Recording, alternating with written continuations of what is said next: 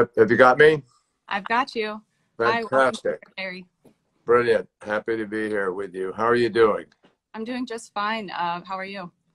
I'm great, thank you. And really delighted that you had time here to talk with us this morning, with me personally, but with also World War Zero and interested folks.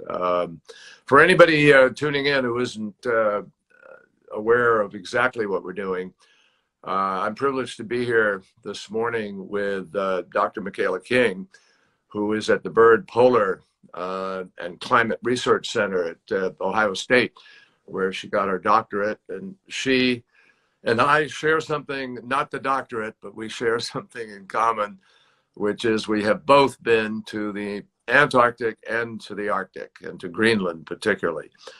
Michaela wrote a spectacular article, which we posted in Frontlines, which is the magazine, the blog magazine attached to World War Zero, and laid out pretty graphically the challenge that we face with respect to ice melting at record pace in Greenland, and then to compound the challenge for all of us. The Guardian in England has written an article which lays out what is happening in Antarctica. And I just give you a very, very quick intro to sort of our mutual interest in talking about what's happening in Greenland and what's happening in Antarctica. When I visited the Arctic as Secretary of State, I went up there with the foreign minister from Norway, and we went way up above the Arctic Circle, and I met with scientists there who laid out for me pretty graphically what is happening in the Arctic and the threats to all of us as a consequence. But interestingly, the scientists all said to me, Mr. Secretary, if you really want to know what's happening and what the threats are and the interaction of ice and the challenge of climate crisis, you got to go to Antarctica. And so I did, as did Michaela. In fact, just this last year, she was at the South Pole. And there, I saw firsthand and heard from a group of scientists representing about 20 countries who were there, all doing this remarkable research year after year. And they are now giving us the most significant warnings that we've had about the absence of sea ice and the reflection of that on the overall body of ice in the West Antarctic ice sheet and so forth. So, we're going to begin with a few of the basics here. Some of you may be scratching your heads and saying, whoa, I got a lot of problems. I'm trying to pay my bills, and I got COVID-19, and we're all struggling with semi-lockdowns and school and whatever. But the reality is that this affects all of us. And we're going to examine that a little bit today. We have an expert here to share these thoughts with us. So, Michaela, thank you so much for taking time to be here and be part of this conversation. So let me just ask you sort of the basic question, which you must get all the time. You're a glaciologist. You're studying the lifespan and interactivity of glaciers with human beings and with life on the planet. Can you just describe that for a minute and share with everybody sort of what brought you to that and what you are viewing as the center core purpose of this science that you are pursuing? Right. And yeah, thank you, Secretary Kerry, for having me this morning. So I am a glaciologist, which means I study glaciers. Specifically, my PhD research has focused on glaciers in Greenland, but there's glaciers all over the world: Antarctica, Alaska, high mountainous regions. And I'm especially interested in glaciers in the polar regions because although, the polar regions seem far away and well removed from us in the United States, things that happen in polar regions, they don't stay in the polar regions. And as we're losing ice from these large ice sheets and ice masses, which glaciers play a big part of, that's directly contributing to sea level rise. And in the United States, about 40% of our population lives in coastal communities. So we are heavily invested in understanding how our polar regions are changing and how rapidly we can expect sea levels to rise as we observe these changes. And I think I was drawn specifically to this field because I saw, our big glaciers and ice masses, they're such kind of stoic features that we have on planet Earth, but they're also changing so rapidly that it's almost like a physical manifestation of the impact we are having on our Earth as a whole, because you see these really dramatic changes taking place with the big, melt events and large pieces of ice calving off. It's very easy to visualize the profound changes we are having on our environment right now. And so that's kind of why I was specifically drawn to the cryosphere and glacier related research. And it's fair to say, isn't it, that the pace of the melting of Greenland is now faster than it's ever been in modern times? Exactly, in modern times, and even just since the 90s, if we compare, the 2010s, the rates of change compared to the 90s, it's accelerated by, 5 to 6 times. So just in a matter of a few decades, we are really, getting the wheel spinning on the rates of mass loss from Greenland, as well as Antarctica. And what I read in your article, as well as in some of the literature on it, is that the current melt of Greenland is going to contribute, 3 inches, is it? Or more than that, potentially? Potentially more than that. So there are different scenarios that climate scientists use to project future changes. And these are based on, we can think of like how much additional warming we're adding to the atmosphere. And so the upper range scenario is called an RCP 8.5. We don't need to know exactly what that means, but that's sort of if we're taking no attempt to mitigate current emissions. So business as usual plus some. And under those scenarios, we're expecting at least 3 inches just from Greenland, but we have to also then consider we're adding from Antarctica and mountain glaciers and thermal expansion of the ocean. So 3 inches seems maybe like a small number, but we've added about 20 centimeters to sea level rise since the 1900s. And translate that so people understand centimeters, inches. Oh, okay. 20 centimeters would be, 5, or no, not 5 inches. I'd have to do a quick conversion. It'd be a handful of inches, but just with that seemingly small amount, we're already seeing a lot more sunny day flooding events.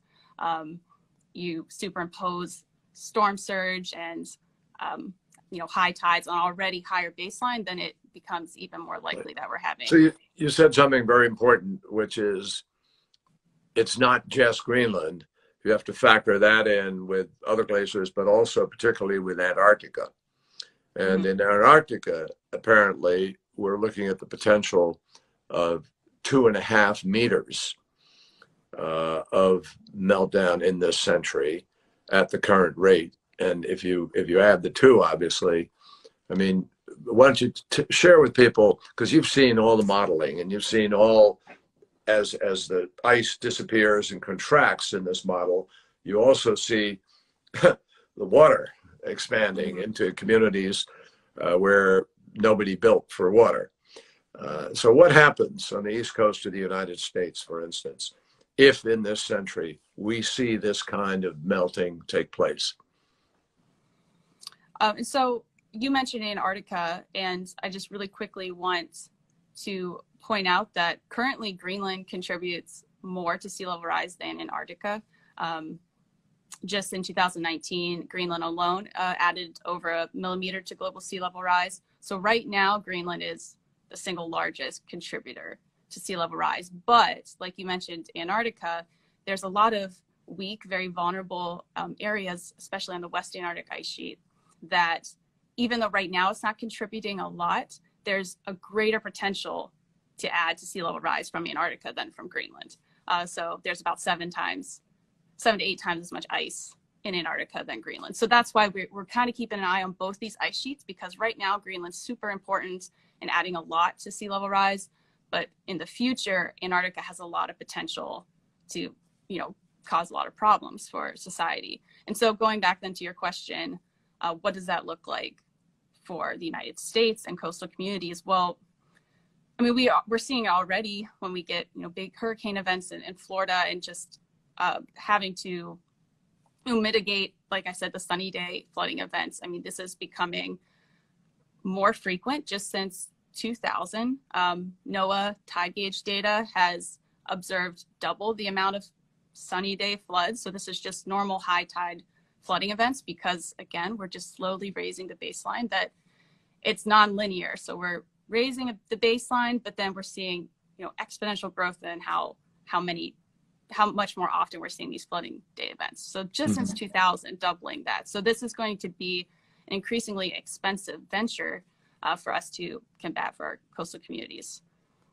I did read in the article in The Guardian regarding Antarctica that for the first time in their measurements of sea ice, summer sea ice, the summer melt versus the winter freeze, that it's gone below 4 meters of thickness.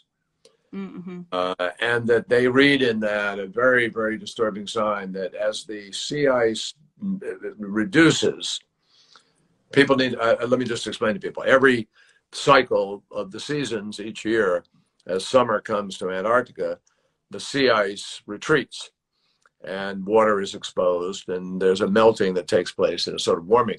But this year, for the first time ever in Antarctica, in mid-February, it was recorded to be at 70 degrees. Now, Michaelea, share with folks sort of what the implications are of these massive events of transformation that are taking place. Less sea ice, less lengthy a period of sea ice, and 70 degrees at some point in Antarctica, where it's normally sub-zero by 30 degrees or something. So what's the implication of that? So sea ice is different from land ice when we talk about glaciers and ice sheets, because sea ice, it floats on the sea, floats on the ocean surface. But even though there's less volume of ice there, it's super important, because sea ice, you can think of it like almost a mirror that protects the Earth from absorbing a lot of heat from the sun. And so when we have, like in the Arctic Ocean is mostly covered with sea ice, although, like you said, that sea ice is getting thinner and retreating more. And so this helps insulate the polar regions from absorbing as much heat as they could.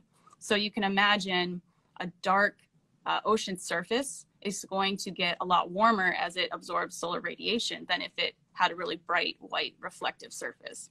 And so a big concern with losing our sea ice is that it amplifies the current warming that we see in the polar regions, because now not only are we warming just as the rest of the world is warming, but we're also absorbing even more additional radiation to the polar regions because we have less of that protective reflective layer. And I think just this year, 2020 was about the second lowest year on record for Arctic sea ice. And that's just measured by how many square kilometers the sea ice covers. So the second lowest, with the lowest on record still being 2012. However, the ice is getting progressively thinner and thinner. And so now sometimes we had sea ice that could be, 9-10 meters thick, but it's just slowly getting thinner, that is making it even more vulnerable to melt quicker. So like, as you said, you have not only less sea ice in the first place, but the sea ice cover we have is persisting for just a smaller frame of time every year. So it is really concerning for when we're looking at how much heat is being absorbed into the polar. Well, yeah, and the stability obviously is affected in ways that we can't completely predict. Isn't that correct? I mean, there are unknown quantities here, quite a few, and so Mother Nature has her own way of reacting and working. We've seen accelerated levels of storm intensity, wind intensity, flooding intensity, which scientists know is 100% related to climate, to the changes in climate, because the ocean is warming. The chemistry of the ocean is changing. And as the ocean warms, we wind up producing more moisture in the atmosphere, and that falls as more rain, and we have more floods. So there's a cycle here. We can predict the cycle, But sometimes Mother Nature surprises us with exactly how intense it is, or how big it is, or how repetitive. And so we're, in a sense, I don't want to mix the metaphors, but we're playing with fire in the sense that we're not certain of exactly what all the interactions are going to be. Wouldn't you say that scientists are working hard, you are, others, to try to pin this down with greater exactitude, but it's not easy, is it? No, I mean, the Earth system is super complex, and there's a lot of interrelated teleconnections where different pieces of the climate system work together in really interesting ways. But we do know we're adding heat to the Earth system, and we're also adding moisture, and those are the two ingredients you need for really intense storms, whether that be tornadoes or like the hurricanes. And so we're adding exactly what storms need to become more intense, or intensify more rapidly, which is what we saw in the Gulf hurricane a few weeks ago, really rapid intensification. Luckily, that did not hit a really high populated area, but it could have easily, it's just a matter of time before we're having these big storms hitting highly populated areas. And so even though it's difficult on a given day or even a given season to pinpoint, we expect this storm in this location with this intensity, that does not negate the fact that scientists expect these trends to continue given, the ingredients that we're adding to the climate system. So the expectations and the trends are well understood. It's just the details of where and exactly how these changes will manifest is still something that scientists are working very hard on to improve future predictions. But the underlying science is very, very well understood. And it's worth pointing out that scientists are in complete agreement. There is no debate about this interaction, is there? No, there's debate on maybe what latitudes will see the greatest change, or is it by 2040 or 2050? There's some, of course, debate on those exact metrics, but it's a phenomenally high level agreement between scientists, which I think the public sometimes may not quite understand, that scientists don't tend to all agree with each other just naturally. I mean, they're more of a bickersome kind of group of people, and the fact that there is such an overwhelming agreement among scientists is, this should really show you that there's no really room for debate. There's a high level agreement. Like, we know climate change is happening. We know that it's causing these impacts. We're well past the time of discussing. Well, there are remarkable photographic the documents, evidence in these photographs where you can see the retreat, the massive retreat of these glaciers. We see it in our national parks, but we also see it in places like the Himalayas. I am told by people who are mountaineers who go to Mount Everest that the Khumbu Glacier, which is so famous, you see the ladders going across it, and you've seen people having to struggle with that. Apparently now it's a cakewalk. A lot of it has disappeared.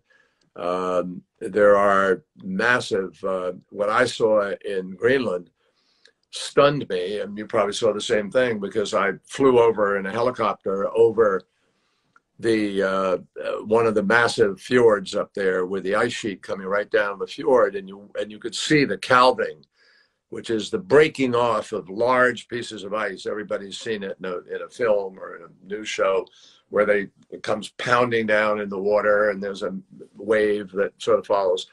These glaciers then, these individual icebergs, which is what they become, start floating down the fjord and go out to sea and melt. But every single day, 86 million metric tons of ice flows off just that one location. Mm-hmm. And that's enough water in that ice every day to take care of greater New York, Connecticut, New Jersey water demands for an entire year each day. So you have to quantify this somehow. These are vast areas where now we landed on the ice sheet and walked over. There's a massive hole which you could look at. You could see a torrential river, 100 feet, whatever it was, down below the ice, running underneath the ice out into the ocean. So this melt is dramatic and profound. And so nobody can doubt that it's happening, and it's related to human input on the warming that's taking place. The question someone might ask sitting at home is, well, what the hell what do I care? So it's going to melt. You know, we get a few inches here, a few inches there. Millions of years ago, parts of the earth were covered by water, and they're not covered today. You know, we'll get through this. What's your response to that? To the people who just sort of want to shrug their shoulders and walk away and say it really doesn't affect me? Right. So I see often when you have people pushing back against mitigation and action to combat climate change, they usually reference past historical periods of Earth's history where, you know, sea levels were higher than they are now, or perhaps there were no ice sheets at all. But of course, in the time scale that humans have inhabited the Earth and thrived, this is unprecedented rates of change. So just because, you know, 2 or 3 million years ago there were higher sea levels, that doesn't mean that we should just ignore it, because what we are seeing now is not a natural rate of change. This is human caused. This is anthropogenic change. And so on that same vein, we can take action now to mitigate the rates of future change. And going back to talking about the glaciers, when you mentioned this one site, which I think you were at, Jakobshavn Glacier, which is in Western Greenland. This is one of the largest, fastest flowing glaciers in Greenland. There's actually over 200 of these glaciers that line the ice sheet. And altogether, these glaciers are calving pieces of ice that add up to about 500 billion metric tons of ice. Wow. So it's such a crazy number to kind of 500 billion. Mm-hmm. So it's one of those things it's hard to describe unless you see it. But again, like, these are huge icebergs that, you know, can be the size of skyscrapers. So it's an enormous volume of ice. And the reason we should care is because at some point, these glaciers, the amount of ice they're draining from the ice sheet was balanced by snowfall on the ice sheet. So you kind of have these two processes that are balancing each other. So you have snowfall and melt on the surface, and then the amount of ice that's draining at the edge. So just the fact that there's icebergs doesn't necessarily mean a bad thing is going on. It's actually a normal part of an ice sheet process. However, starting around 2000, the amount of ice that these glaciers are draining has sped up. It kind of jumped up because there's been a lot of retreat, and these glaciers sped up and they're draining rapid amounts of ice from the ice sheet. Now it's extremely unlikely that the amount of snow that falls every year on Greenland will ever be able to balance what the ice sheet is losing at the edges. So what the paper colleagues and I recently came out with is that we're finding, even if we would have a really hefty, you know, healthy snowfall year, that's still not going to be enough to balance the rate of ice loss we're losing at the edges through these big glaciers. And so that's a concern for us, because we expect the ice sheet to continue then to lose mass going forward in the future. And isn't it fair to say that even if we do key things to deal with climate crisis, which we have to do for a whole bunch of other reasons, I mean, we've spent $265 billion in 2 years ago just to clean up after 3 storms. Hurricane Irma, which had the first recorded winds over 185 miles an hour for 24 hours. We had Hurricane Harvey, which dropped more water on Houston, Texas in 5 days than goes over Niagara Falls in an entire year, just to give people a sense of the amount of water. And then, of course, Maria in Puerto Rico. So we spent $265 billion just cleaning up after 3 storms. Folks, you know, we keep hearing people say, oh, it's going to be too expensive. We can't do all these things. Mm-hmm. We're spending unbelievable amounts of money because we're not doing other things. Now, if we were to move to mitigate, let's say there is a massive effort to hold the Earth's temperature to around 2 degrees centigrade, which is what scientists have said we need to do. It is a fact, is it not, that because of the CO2 that's already up there and the cascading level of melting and other negative inputs, that's going to continue for a period of time, isn't it? I mean, Yeah, some of these things are just baked into where we're going. right. And that's, I kind of think of the ice sheet's almost like a steam engine. They have taken kind of a while to start responding to warming, but then once you get this engine going, you can't just shut off warming and expect the ice sheets to recover like that. I mean, these are really slow moving, slow responding systems. So once you get things going, I mean, we would expect it to, like, let's say tomorrow we were able to cut emissions, go carbon neutral, because of how long carbon dioxide stays in the atmosphere and how long these glaciers take to regrow once they retreat back so far. I mean, you're kind of committed to decades to hundreds of years of ice loss. However, that's not to say you shouldn't bother trying to change now. It just really underscores. Why? What do you say to the person who says, "Oh my God," you know, they throw their hands up in the air and say, "Time to binge watch my favorite show" or something? Mm-hmm. What do you say to people? Is the reason to move and to move rapidly to deal with this? I would say first that I can empathize a little bit with feeling overwhelmed and kind of that sentiment that, well, what can we even do? I mean, it seems like change is so inevitable. I'm, so small. Like, what can we really do to change that? So I understand that feeling of just being, flushed and overwhelmed. But I mean, we are making decisions now for hundreds of years into the future. And so it's really hard to get people to kind of grab onto changes that are occurring after our lifetimes. But I mean, we're kind of at a pivotal moment that we can change the outcome of, how dramatically climate change affects humans on Earth. And so it's really, rather than getting discouraged, I think kind of harness that energy to be like, okay, the time is actually now. Like, this is the moment that we can make these really profound changes if we just start aggressively, confronting this challenge head on. And so help people to understand, okay, we got to confront it. I'm there. What can I do? What's my individual contribution to confronting it? Besides voting, people need to vote. I'm going to say vote. Individual actions I think are important. And I've noticed, for me, I've been more successful with trying not to spread yourself too thin. Like, find something you actually enjoy doing, and that finding your strengths. Like, okay, this is something I'm good at that is also making a positive impact.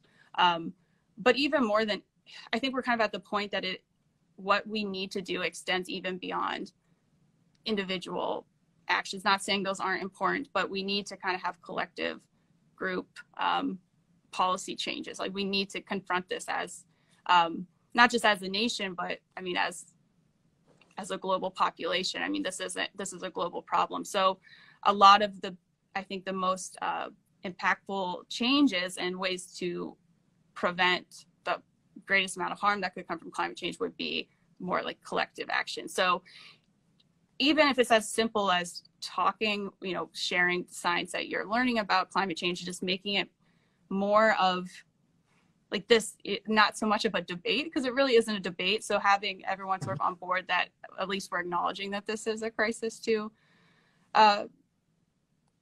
tackle would be a huge step forward compared to kind of where we're at right now, at least in the United States. So it would make us scientists' jobs a lot easier if we're producing the science and it's actually then ingested and taken seriously, and then we put policy changes in place to act accordingly, rather than intentionally muddy the waters. It makes it kind of difficult to get action going.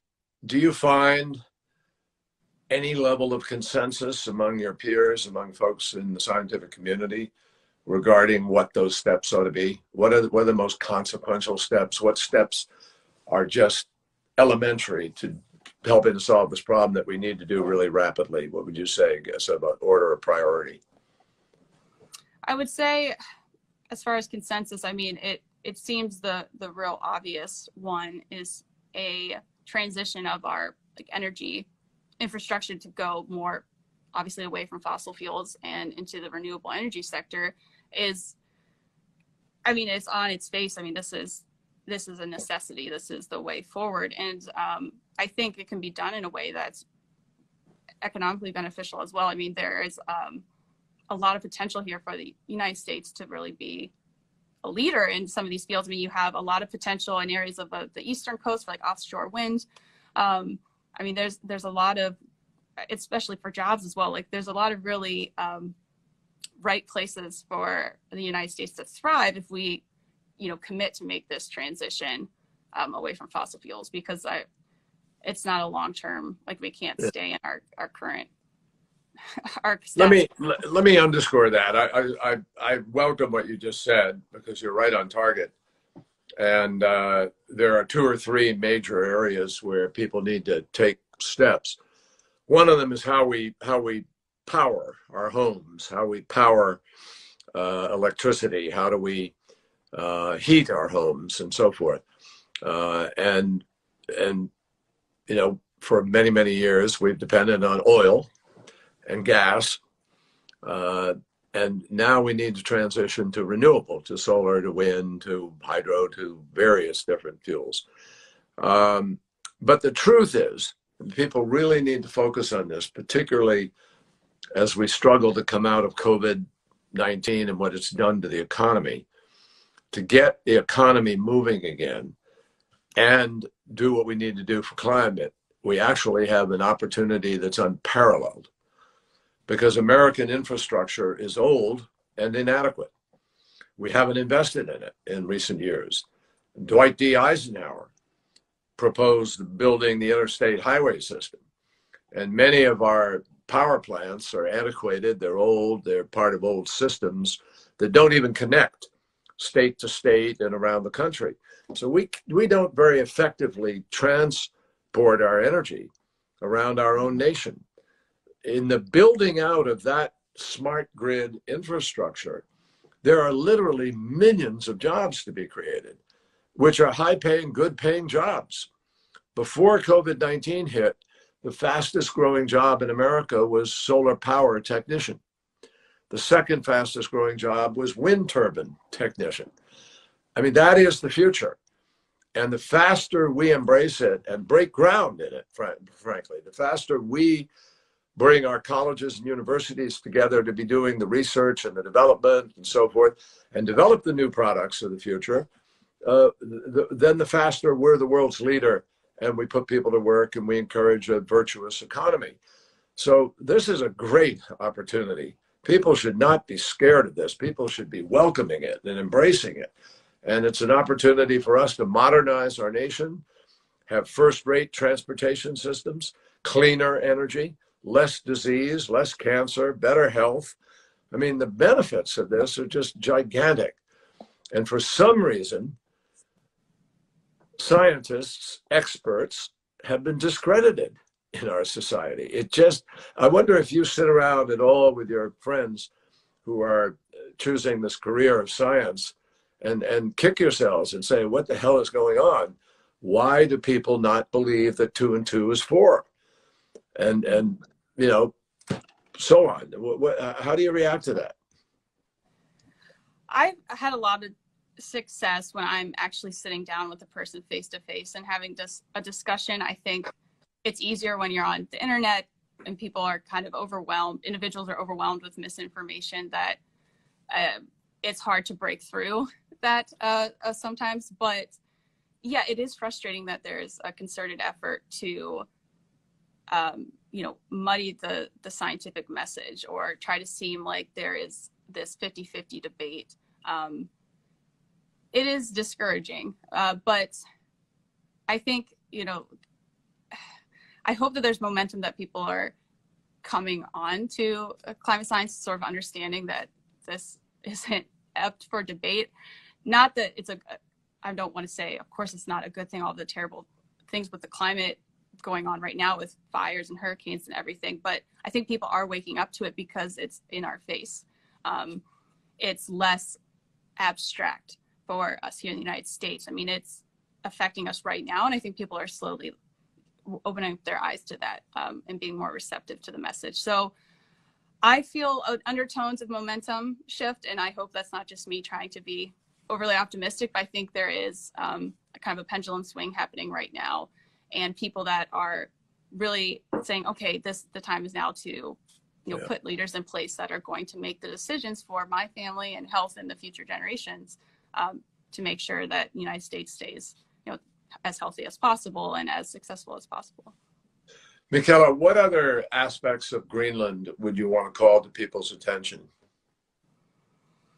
Well, or do you think you've hit it? So I study, like I said, the glaciers in Greenland. So looking at how rapidly ice is being drained at the edges. It's not just that there's more ice being lost at the edges, but there's also been more surface melt as well. So the actual ice sheet surface it gains snow, but it also can melt. And in a couple really warm years, just within the last decade, almost the entire surface has melted during these warm summers. And so another, area that scientists are working on is understanding how much surface melt we can expect in the future. And just last year, 2019, this was a record-breaking year as far as the total amount of mass lost from the ice sheet. So I think it averages to about 1 million metric tons per minute over the year. So the ice sheet lost a record-breaking amount of mass, a lot of that due to just a huge amount of surface melt. And I actually saw this firsthand last year in Greenland. We were on the ice sheet in early May, and it was a really early start to the melt season. So we don't expect to see melt in early May in Greenland, but we were already seeing those really bright blue melt ponds and rivers, cascading waterfalls off the ice sheet. And so it really shows you from one year to the next, if you have warmer temperatures and really favorable atmospheric conditions for melt, it can really amplify the amount of mass these ice sheets are losing. So it's not just the glaciers, it's also warming air temperatures melting the surface from above as well. So besides the power grid and energy, what other critical steps do you think are essential?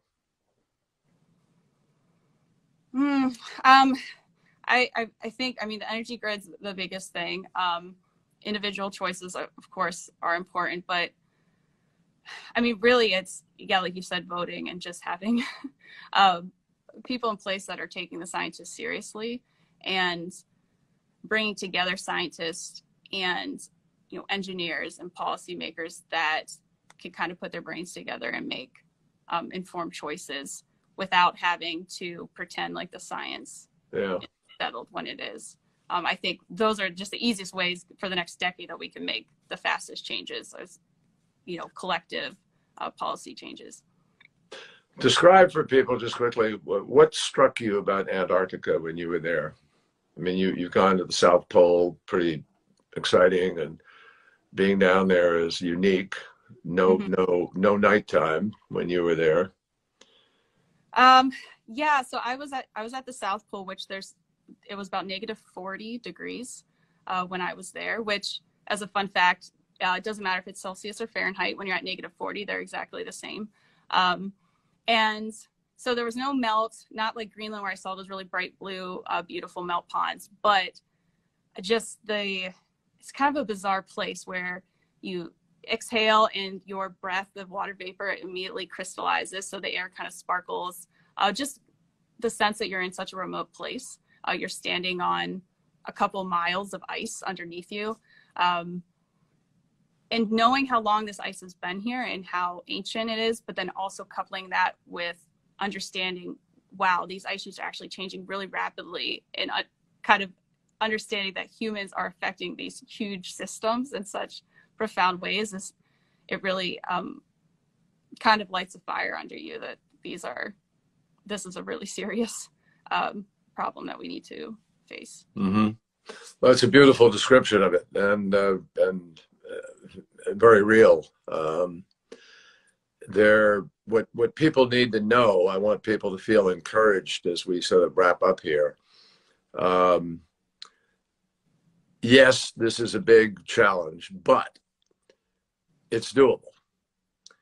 And we still have the time to do the important things, the most important things. Time is running out on us, and the scientists are telling us that.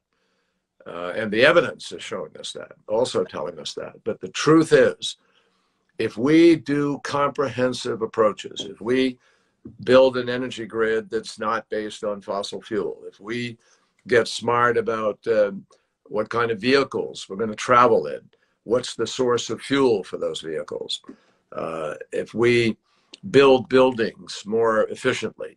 So the buildings themselves, people don't realize it. One of the largest emitters of greenhouse gases are buildings. The air conditioning, the heating, all the things that happen with buildings have to become now much more thoughtfully integrated to what we need to do to have this modern approach to climate. And in addition, agriculture, there are many things we can do with regenerative agriculture, reducing emissions, et cetera. So this is a great challenge, but it's exciting because in the doing of all these things, we're going to create a lot of new products. Someone's going to come up with battery storage that lasts for 25 days, 20 days.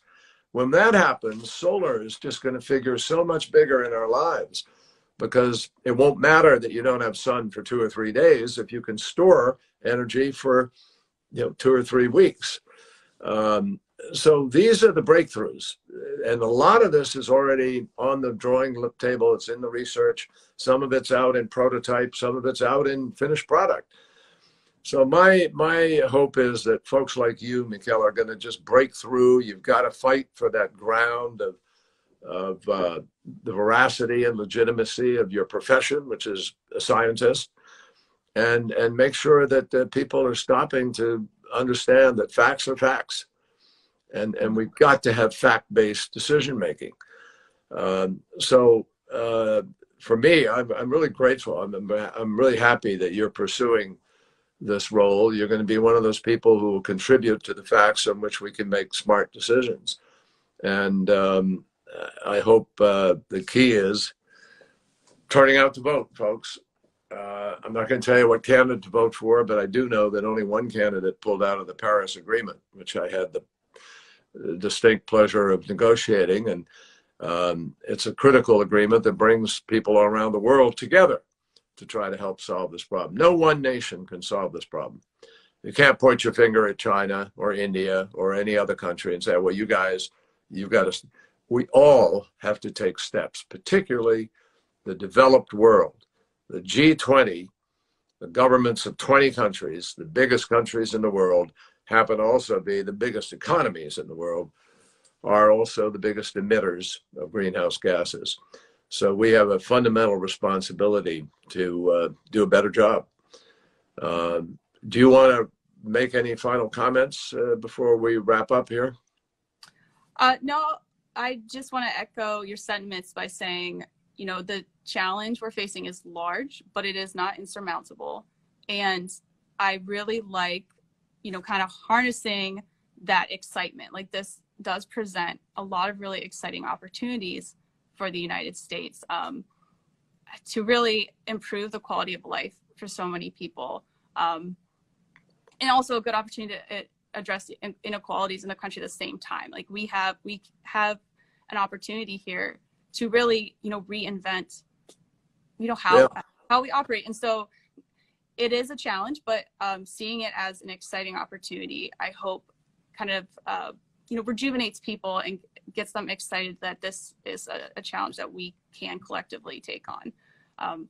So while some of the messages, you see in the news are dire and the ice sheets aren't doing well, I don't want it to be internalized as a throw your hands up kind of situation. I mean, more than anything, the time is now to act. And I think this is a great, we have a lot of opportunity in front of us to make positive changes. So yeah, thank you so much for the discussion. Well, no, that's a great note. And I thank you very much for that. And I just invite everybody to stay with us at World War Zero. We're trying to help energize people and focus. We have unlikely allies. That's the premise of World War Zero. We've brought Republicans and Democrats, liberals and conservatives, people who all agree it's happening. Climate crisis is happening and we have to respond, but we can, just as Michaelea has described and as I've chatted about a bit.